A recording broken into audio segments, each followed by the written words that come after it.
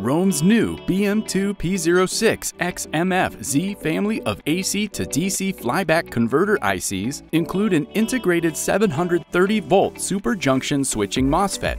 They are ideal for auxiliary power supply and switch mode power supply solutions, or SMPS, for industrial drives, factory automation equipment, and home appliances, including air conditioners and white goods.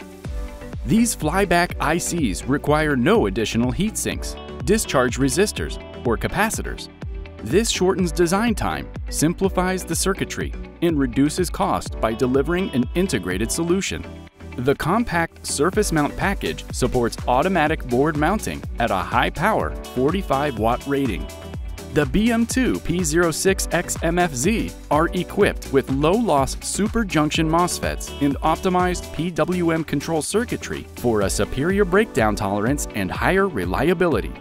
The implemented functions ensure compliance with the IEC 62368 safety standard, even when the discharge resistor, a source of loss during standby, is removed.